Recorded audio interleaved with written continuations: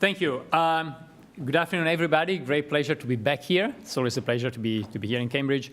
I'll be quite short, so then we can have more conversation with Colin and with all of you.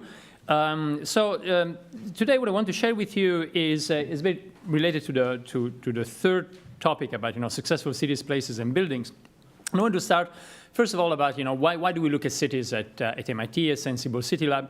Well, just 4 numbers about cities: 250, 75, and 80. Cities are only 2% of the crust of the planet, but they're 50%, actually a little over 50% of the population, 75% of energy consumption, 80% of CO2 emissions. So if we can do something to make our cities a little bit more sustainable, that can be a big deal globally. And again, how can we do that? Well, one of the interesting opportunities today is really about using data. What's happening today, you could say, is the internet is becoming Internet of Things, is entering into physical space. It's about the convergence of digital and physical. And that really allows us to understand and measure many dimensions of urban life that we couldn't really measure before. And that's what we are passionate about. We are doing it both at Senseable City Lab, in Boston and in Singapore, but also in our design office. And today I will start with some research projects, but also show you some of the work we are doing in design. I wanted to follow up on one of the conversations we had last year. Was about mobility. Just a couple of slides on this. That's a paper we had a few weeks ago in Nature. And that's actually a paper that, again, started from data in New York and analyzed it in order to look at different mobility systems. In this case, we started from this data set. This data set shows you every pick-up and drop-off by taxis in New York. Actually, this data set is interesting. Was made accessible by Mike Bloomberg when he was mayor of New York. Mike Bloomberg, as you know, built a very successful company using data, Bloomberg as a company. And so when he was mayor, in his office, he had a little sign. And the sign went, "In God we trust, everybody else bring data."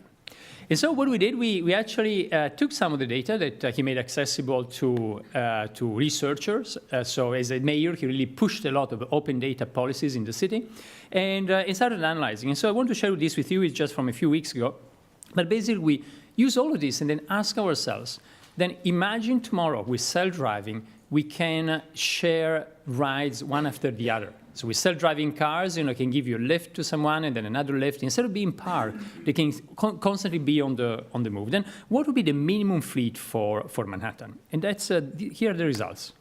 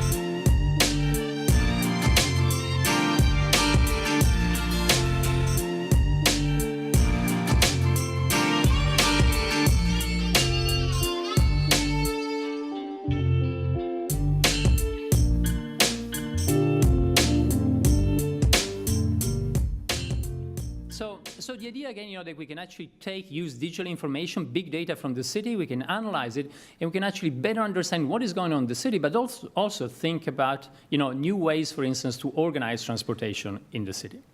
Now, this was, to look at the broader scale, but today I want to focus on a slightly smaller scale, which is actually the inside of buildings. And I wanted to start from this guy. Many of you know him, Le Corbusier, one of the most celebrated architects of the 20th century, and together with Siam in the 1930s, in the so-called Charte d'Athènes, Athens Charter, his idea was that, and Siam's idea was that everything should be divided in a city. Every function of a city should be divided, especially dwelling, work, recreation, and transportation. But if you look at this, you end up with a city like this, where every part of the city is disconnected, and somehow you replicate every square meter, and you create a city where most of the space is used only for part of the time. So it's no surprise that since the 1950s and 60s, many people around the world, including Jane Jacobs in the United States, thought about mixed-use developments. But we think today things are changing again. And thanks to digital, we can use space in a different way by overlapping functions next to each other, not only over space, but also over time. Something that could help us rethink the way the transition between public and private space and the very structure of our buildings. And I want to share this with you with a bit of big data analytics we've been doing on the MIT campus. So what you see here is Boston downtown. Apologies, Boston is a very green city. This looks a little bit like post-nuke. Because it's a winter picture. But you see downtown Boston here. You see MIT, like a small city inside the city. Harvard, don't bother, up there. So MIT has always been a bit like a testbed, where a lot of technologies have been tested, including at the beginning of the 2000s, has been the first university in the United States to be totally blanketed by Wi-Fi. And because of that, we started seeing a lot of changes in the way people live and work. Things that before, you could say, people used to work like this, and now, more like this. Now, this is a bit extreme. I looked for the most appalling computer room I could find, no daylight and so on, very depressing. And to the right, you see a beautiful sunny day. Well, I need to tell you, during the winter, when it's minus 20 Celsius, it's not the same. But it gives you a sense of the change. And that change is actually the same change we've been seeing all over the world. We used to work like this. That's actually Jacques Tati making fun of cubicles. But yes, many people have been working in this way. And today we tend to work like this. And that really prompts very fundamental questions about what is the function of the places where we work today. This is a recent op-ed I did in the Harvard Business Review. They gave this title, which was, if work is digital, why do we still go to the office? Well, we believe there's still a very important reason to go to the office, but it's probably different than the reason we had 10 or 20 years ago. And so, again, using big data, we try to understand better what is going on. And we started from the MIT campus. So what we did, we started monitoring all of the IT infrastructure on the MIT campus. What you see here, every dot is one of the access points on the MIT campus. And the first thing you can do is actually look at where people are during the day. So here, for instance, you see people waking up, students and so on, and how they move on the campus, and how they move from one part of the campus to another one. The bubble, the size of the bubble tells you how many people you have. For instance, if you look at the aggregated activity on the MIT campus, it looks a little bit like this. So you could call it kind of the heartbeat of the university. You see this in Monday morning. People get into the campus around 9 a.m. And then just a few people leaving at 5 p.m. You see it here. Most people still working till late at night, 8, 9, 10, even later. Even in the middle of the night, you've got a lot of activity. And the same thing happens on Monday, on Tuesday, on Wednesday, on Thursday. Not on Friday. Like all over the world, activity slips away quickly in the afternoon. And Saturday and Sunday are almost like 2 normal days. There are 2 normal days with something quite interesting. Every Sunday night, there's a little dent, what you see there. And that's when you say, oh my God, tomorrow is Monday again. And you remember all the things you haven't finished before the beginning of the new week. So if you look at this, the interesting thing today is that you can actually look at this, that you could call it the signature of space, how space is being used for every room on campus. And that is very, very interesting. Actually, if you read Cerdà, the father of modern Barcelona, Ildefonso Cerdà, when he wrote his main book on theory of urbanization, on many parts of the book, he really dreams about a time when we'll be able to measure occupancy of space. If you want, as an architect today, we've always been doing things, but with difficulties then in measuring how well the space was working. And today we can get almost like a real-time heartbeat and measurement about how the space is used and how people move in it and use it. Again, you can take this data and analyze it in different ways. Here we try to do some clustering. That's just looking at, first of all, looking at the frequencies. It's just simple Fourier analysis. You can look at different way to cluster it. And what you find is interesting is that what you see on this picture is that actually that picture, which is the campus of MIT a few decades ago, probably would have had colors, each color related to a very specific function. But what you see today is actually all of this mixing up, which is the fact that the same space is being used for something at the beginning, in the morning, for something else at lunch. So thanks to the flexibility that technology brings to our lives, and to the fact that we can be connected all the time, the user space is becoming much more fluid. And now, if you look at this, that's kind of the first ingredient, which is how we use space.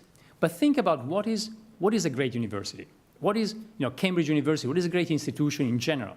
Well, if you could argue it's only three things. It's people who amazing people who come together, who interact in physical space, which is what we see here, who interact in digital space by exchanging information, by email and other means, and then by achieving something together, by trying to make sure that the total is more than the sum of the individual parts. And that's something we're still working on, but I think we are starting to measure all of this. For instance, at MIT, we're trying to measure productivity. As you know, one of the key metrics is how many papers and patents are produced.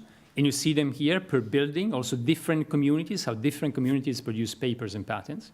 You can look also at the structure of those communities. Here, what you see here is some kind of entropy measure to tell you how different the communities are. And then you can look at the digital networks connecting us. Now, we don't have the final analysis. A few papers, if you're interested, on our website, but we haven't finished. But for us, that's quite exciting. It's about how today we can measure how we use space in a way we couldn't just 5 or 10 years ago. We can measure how we connect also as a network, as a digital network, and then how together we can actually achieve more than we could individually. So how the place what is the kind of secret sauce that makes Cambridge or MIT or many other places what they are. Now, that's just a little glimpse into what we are doing in terms of research in this space at MIT. I want to share with you some of the design work we're doing with our office. So that's kind of a different hat. But we've been using some of the results in order to design, for instance, co-working spaces. This is one of the largest co-working spaces in Southern Europe that opened last year. The idea really to how can you promote interaction between the people there. And the key principle is that, again, the office space a few years ago was most likely a place for executing tasks.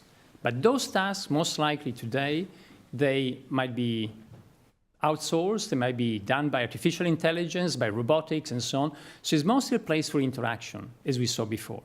And so how can we actually maximize that interaction, maximize the serendipity between people who come together is one of the key challenges. That's another project we're doing in the United States. This is a project where we're using also real-time information on where people are in order to have a building that responds. So think about heating, lighting, and cooling. We waste a lot of heating, lighting, and cooling in empty spaces. So how can we actually follow, somehow, not heat the whole space, but actually heat closer to people? And at that point also have, like a personal thermal bubble that follows us with your preferences through the building. This actually was just opened a few months ago. I want to tell you a bit more about this project. That project is actually a project in Italy, and is the Agnelli Foundation. It's a building where actually Fiat was started. At the beginning, a small startup, but became one of the biggest conglomerates of the past century. Today is Fiat Chrysler, so they also the foundation is the foundation of the controlling family between Fiat Chrysler, The Economist, and a number of other companies. That building was a building from over 100 years ago. In the 1950s, it was extended. And a few architects went to look for state-of-the-art office buildings of the 50s, came back, did the extension, and at the time, the extension looked like this. And the reason is really that, you need to have individual spaces, closed spaces, in order to execute the task. So what we tried to do was really start from the other point, from what we saw before, from the network and the interaction, and say, well, how can we open this back to the city? How can we open this also between different floors? You want the community to interact at different levels, so open it up as a sponge inside. And also, how can we open it up to nature? As humans, we've been living with nature for thousands of years, and we enjoy nature. That's what my colleague at Harvard, E.O. Wilson, would call biophilia. It's something that's, that's really coded inside us. But then over the past few hundred years, we actually locked ourselves into office buildings that looked like fish tanks. And so the question is, how can we actually go back and interact with nature in a different way? So the building tries to engage nature differently. This was actually inspired. This is a small orchard that was inspired. This just opened, so there's no furniture yet, but was inspired by actually the orchard here in Cambridge. When I was here doing my PhD, I really enjoyed going to Grantchester, and so that was one of the inspirations. You see the offices, they open from inside to outside. So here you see the office, the inside office here, but also outside. You can go outside for a meeting, for working, for a lecture, for a presentation, for a gathering, just with your laptop to do something. Here you see what I showed you before about the fact this kind of thermal bubble, customized thermal bubble that follows you through the building. That was before the co-working space center. You see it here. Also, in order to connect the different floors, we also try with this as a way that people could actually connect visually and also have fun. So a lot of kids, are there, and they at least, this visual connection and acoustic connection becomes important again to maybe for a new sparkle of serendipity. Even in the old historical building that's listed, so we couldn't do much, but even there, the idea is, the offices try to promote interaction. And actually, the staircase in the historical building was something that had been, in the 50s, had been totally closed. Just to gain a few square meters, they actually put a slab in the middle of it. So we opened it up again to the ceiling, to the sky. And in this case, we worked with Olaf Eliasson, the artist. Some of you might have seen he did in at Tate Modern a few years ago, that beautiful sun in the Turbine Hall. And here we worked with him in order to say, well, here we want to have connectivity, visual connectivity, but we couldn't, because of privacy, allow direct lines of sight. So we actually created this kind of kaleidoscopic wall that allows you light to go from one side to the other side. You see light, you see movement, but actually you don't see directly from one side to the other.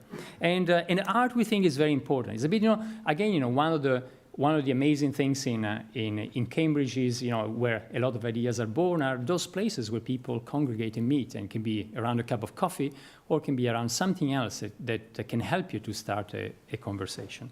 So that was the thing. And that's something. So that's just finished. I want to share a couple of more slides about another project we are quite excited about. Just randomly, the office is based in New York and Italy. I'm showing two Italian projects, but in this case, the new University of Milan campus, we actually got a lot of inspiration from courtyards. As here, also, this is the traditional courtyard of the University of Milan, the old courtyard, built 500 years ago. Again, green is a space, that allows to interact more with nature, to connect with the city, the town and gown, and to use really the university kind of as a living lab. And a living lab that is not only for when you're studying, but I believe, we all know that today, especially with innovation, the pace of innovation increasing, is really about continuously keeping on learning through life, not only, studying. And so the way we are doing this, this is something that's still in progress. We are doing it with Lend-Lease, the Australian developers. We created something called the Common Ground. And the Common Ground is kind of 8 meters next to the ground, that are a space for interaction. And in the Common Ground, you can have, it can be actually something dedicated to a private function, but it has to be open to the public. So the place where you can have both a lecture or an exhibition space, or a cafe or a Starbucks and so on. So it becomes this kind of intermediate space between the city and the university. Now, I will not tell you about the architecture. We are trying to reuse these are some experiments. We're trying to reuse the bricks that were in the old university, but use robots in order to combine them in like pixels. And so these bricks become almost something for having a canvas that can change from floor to floor, where you can use images and text on it. These are some of the first texts. And here are some of the first renderings of the space. Behind this is all the courtyards. So this is some of just from my other hat on how we are trying to use this in design. But what I really wanted to say is I think there's something very exciting today. We can really measure how we use space, and how that usage of space can lead to interaction and to serendipity and new ideas being developed, and how then we can start to bring that also in the design process. And I'll stop here. Thank you.